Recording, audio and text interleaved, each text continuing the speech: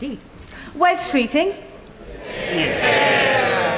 Thank you, Madam Deputy Speaker. Can I begin by joining others in expressing my condolences to the family of Lance Bombardier, Kira Sullivan. And, Madam Deputy Speaker, can I also begin by saying what a pleasure it is to follow my parliamentary neighbour, the Right Honourable Member for Chingford and Woodford Green, despite our best efforts to retire him at the last general election. The test of any of us in politics is, did we leave things in a better place than we found them? Thanks to the choices made by this Labour government, the NHS is on the road to recovery.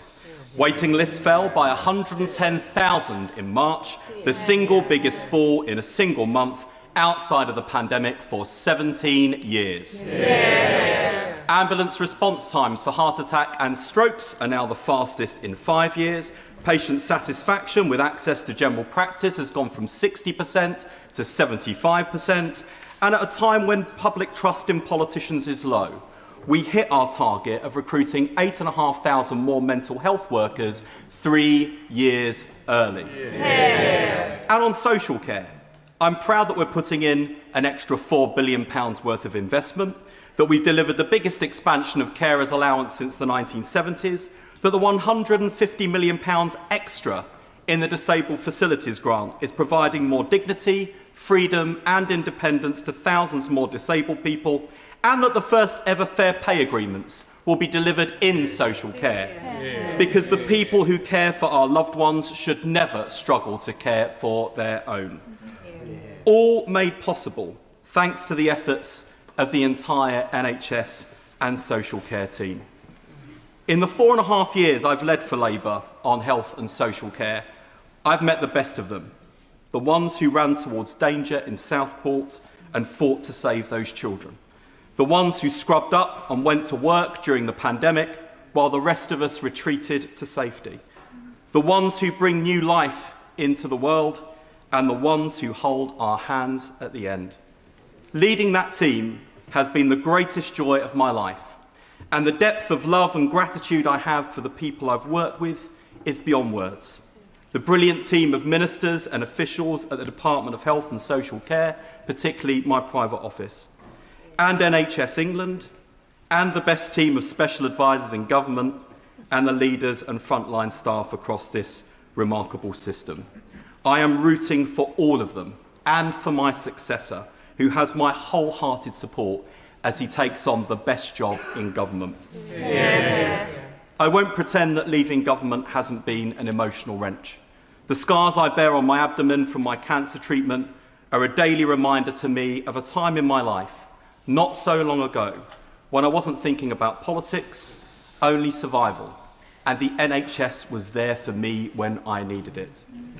Walking through the doors of my department every day, as the person entrusted with protecting the very service that saved my life, has been a massive responsibility and the most enormous privilege, and not one I gave up lightly or hastily.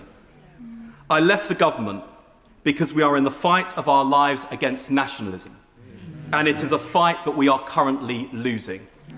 Unless we change course, we risk handing the keys of number 10 to reform, and I do not want that on our consciences. Yeah. For the first time in our history, nationalists are in power in every corner of the United Kingdom. Scottish and Welsh nationalism represents an existential threat to the future integrity of the United Kingdom. And Reform UK represent a threat to the values and ideals that have made this country great.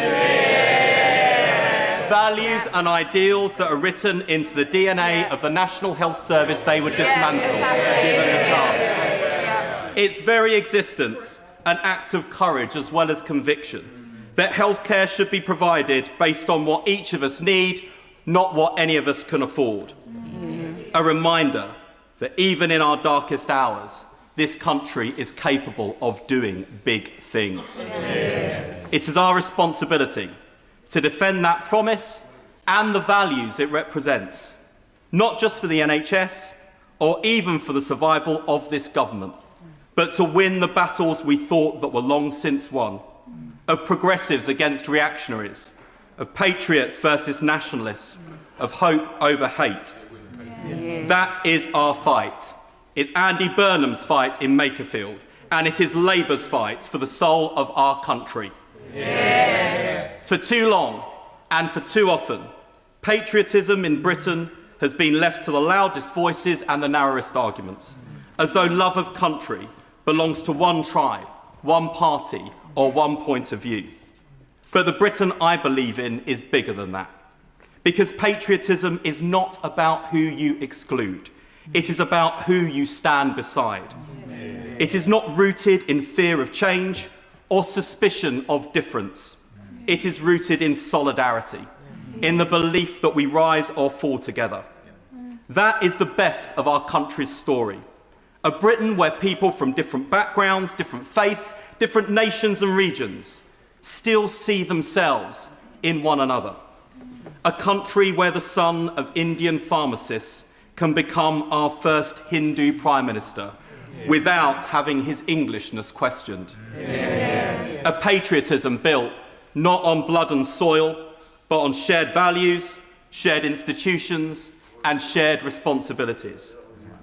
I understand that the SNP and Plaid Cymru will not see themselves in the English nationalist politics of the party that sits behind them.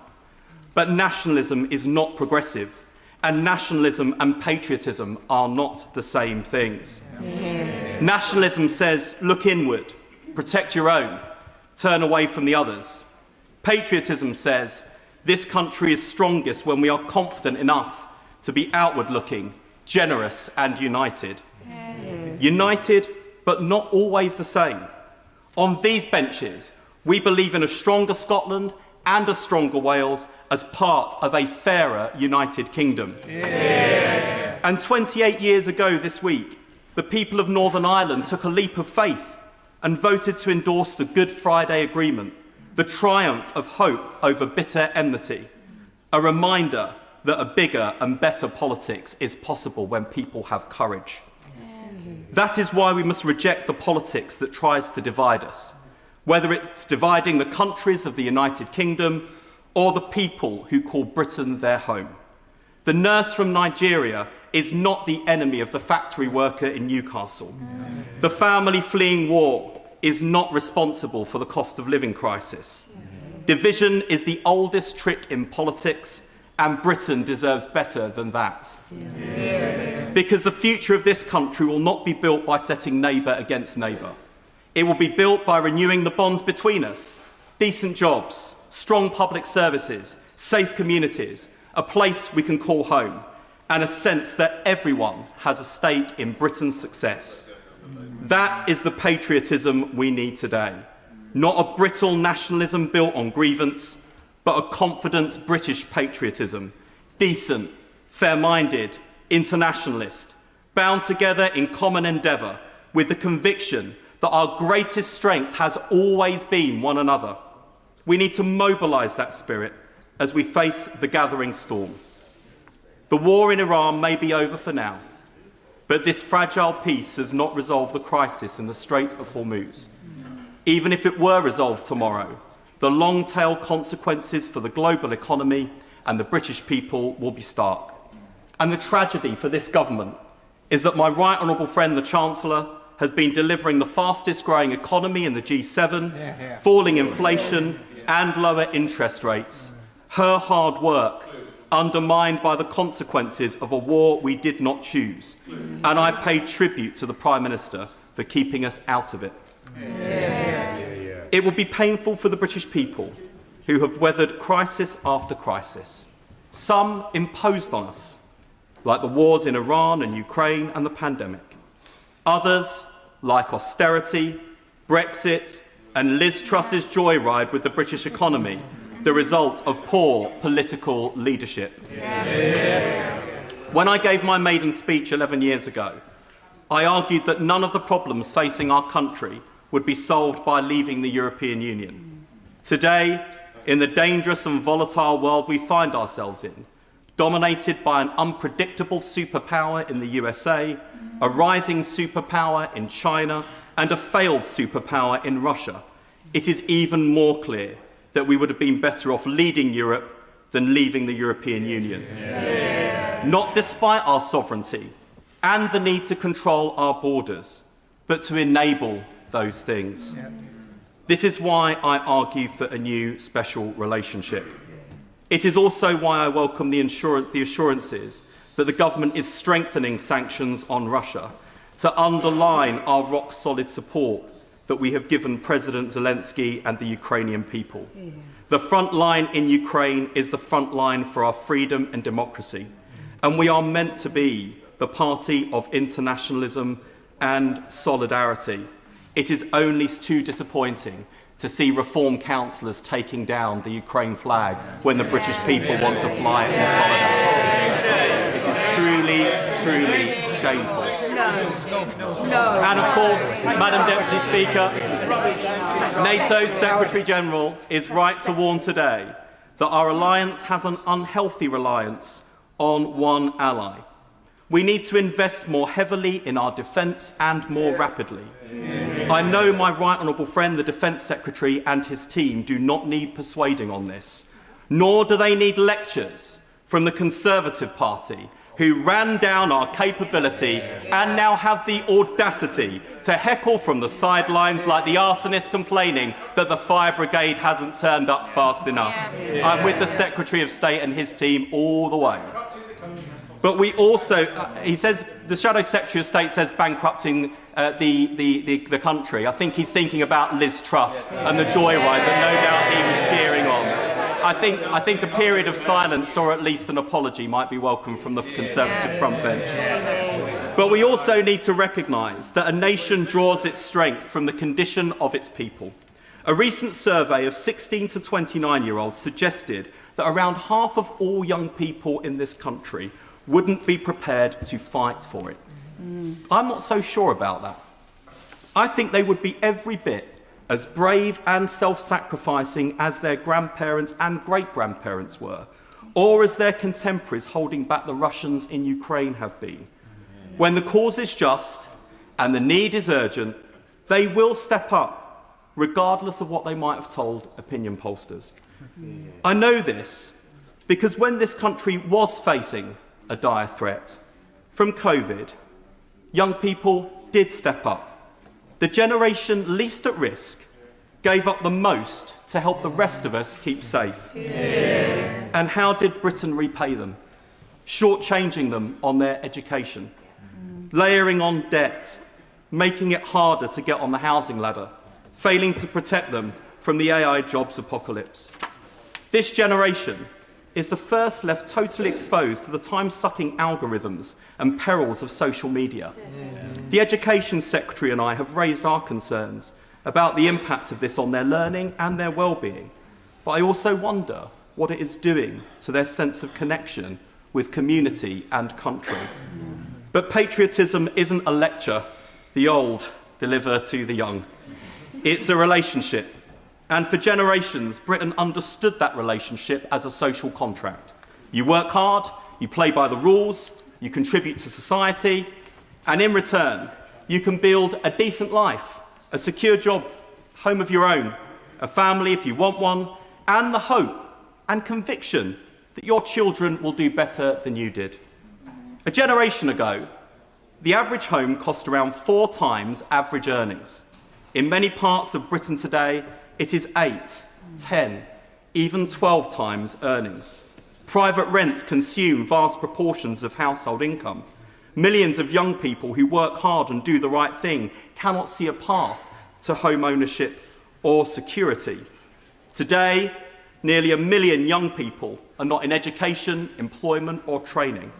Many are trapped in insecure work, unable to move out, delaying starting their families, postponing adulthood itself. And layered on top of this economic insecurity is a new technological anxiety. For generations, people believed there was a ladder of advancement, an entry-level job, skills acquired over time, promotion, security, progress. Now many young people fear that artificial intelligence may remove the lower rungs of that ladder altogether. They ask, what skills will still matter? Will there still be routes into stable, middle-class lives for kids from working-class families like mine? Will deindustrialisation, be replaced with reindustrialisation and the jobs of the future? Will opportunities extend to our towns, rural and coastal communities, or will inequality become entrenched? These are not irrational fears.